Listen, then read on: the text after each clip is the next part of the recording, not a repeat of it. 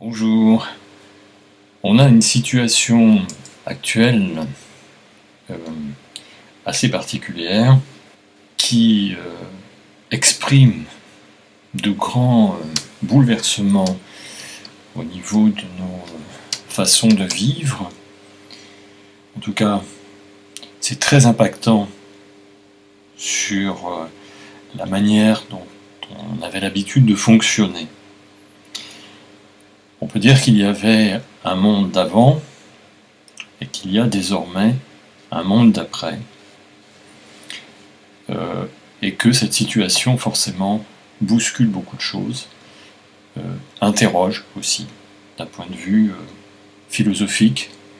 Cette situation est corrélée, comme je l'ai déjà dit, à l'aspect majeur qui est en astrologie claironne de sa superbe, c'est le carré décroissant Saturne-Uranus.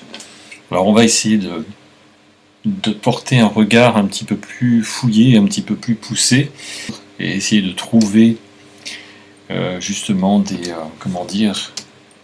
des axes de compréhension, d'explication, et peut-être aussi de solution et de médiation. Donc ce carré décroissant entre ces deux planètes, c'est un moment de changement de forme, comme le veut la tradition des aspects astrologiques qui mettent en scène deux planètes ou plusieurs dans un aspect, dans une figure de carré.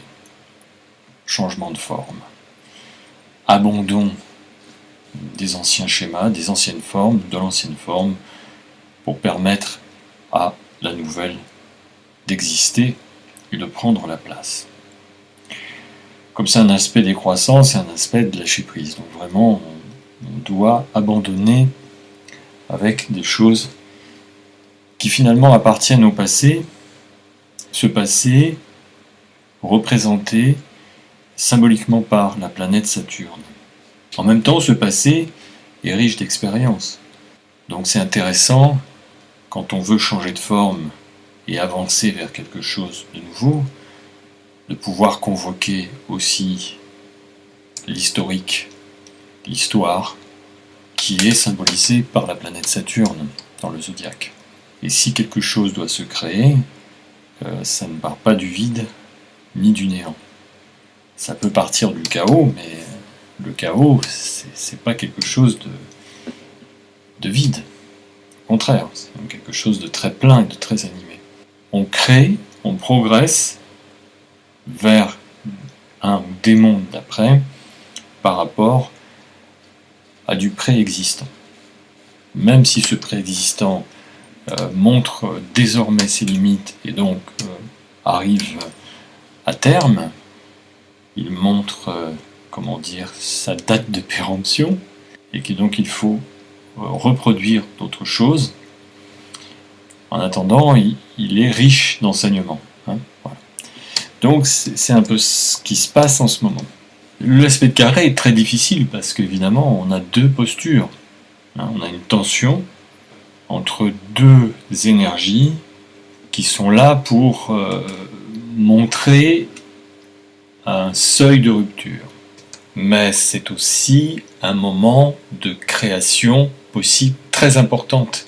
Le carré est vraiment un temps de création, un temps créatif très important et très manifeste. C'est un moment où, quelque part, on ne peut pas faire autrement que de devoir briser l'ancienne forme, rompre avec cette ancienne forme et créer, accepter la création de cette nouvelle forme.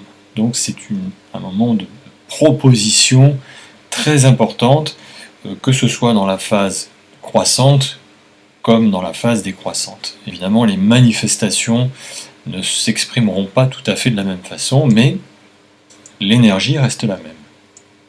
Donc il y a forcément, toujours dans un moment comme ça de carré en astrologie, une résistance ou des résistances qui doivent être rompues. Et justement, s'il y a bien une planète qui est une planète de rupture, c'est Uranus. Vraiment, Uranus symbolise cela.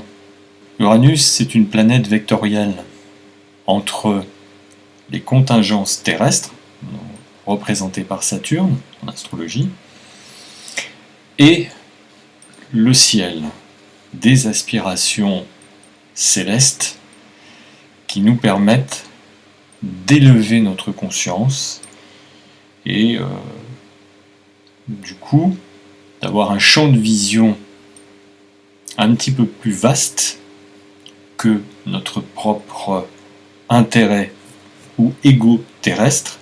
Et cette prise de vue peut nous inviter, peut nous permettre de nous éveiller à bien des choses qu'on ne réussissait pas à voir d'en bas, si je puis dire. Ça paraît tout à fait logique. Quand on monte sur un promontoire, forcément on voit des lignes d'horizon, on voit des choses qu'on ne réussissait pas à voir au ras du sol. Uranus, c'est vraiment le vecteur, le point de rupture entre la Terre et le ciel. Mais ce point de rupture ne nous dissocie pas forcément non plus. C'est là toute la difficulté. C'est-à-dire de rester bien ancré, bien incarné, parce que de toute façon, nous avons notre vie ici-bas, avec ses obligations, ses contraintes, ses limites terrestres, certes, mais que nous devons assumer. De toute façon, quelque part, nous avons un peu fait ce choix antérieur karmique, si on se place d'un point de vue spirituel, en imaginant effectivement que notre âme, que notre énergie de vie a déjà migré à travers bien des corps, bien des vies. Sachant qu'il n'y a pas que la Terre dans l'univers, il y a bien d'autres dimensions énergétiques et bien d'autres possibilités aussi de faire l'expérience d'incarnations diverses et variées. Bon, en attendant, on est là sur cette Terre, et comme toute espèce vivante qui s'incarne dans une dimension énergétique, dans une forme précise et particulière, et là ça rejoint Saturne, qui est le constructeur de formes, Saturne, il faut la vivre, il faut concrètement la manifester. On n'a pas vraiment le choix. Et en même temps, cette forme-là existe dans une dimension céleste, une dimension universelle. Et Uranus permet justement de franchir ce seuil entre la Terre et le ciel, ou entre le ciel et la Terre, parce que, évidemment, ça fonctionne dans les deux sens. C'est pour ça qu'Uranus est ce vecteur, qui nous permet ensuite de nous diriger vers Neptune, donc qui va encore plus accentuer une dissolution justement de la forme égotique humaine, symboliquement, pour nous spiritualiser, une désagrégation avec Neptune, pour nous permettre de nous libérer un peu de cette gangue corporelle, pour justement nous ouvrir à des dimensions et à des ressentis cosmiques, spirituels, métaphysiques, autres que ceux ressentis dans la matière incarnée du corps ou de la terre. Une fois que ce processus de dissolution a fonctionné avec Neptune, encore une fois nous franchissons un autre palier et nous atteignons notre Pluton, c'est-à-dire notre état d'âme. J'ai développé longuement en 3 chapitres, en 3 vidéos sur ce qu'est Pluton. Donc si vous avez envie de faire un petit tour et de comprendre l'énergie plutonienne, vous pouvez revisionner ces 3 vidéos. Donc là, on revient à ce qui nous concerne, c'est-à-dire Uranus, ce ciel qui est là, et qui quelque part, là, dans cet aspect actuel, nous tombe sur la tête, quelque part. En tout cas, là, dans l'aspect de carré, c'est un peu ça.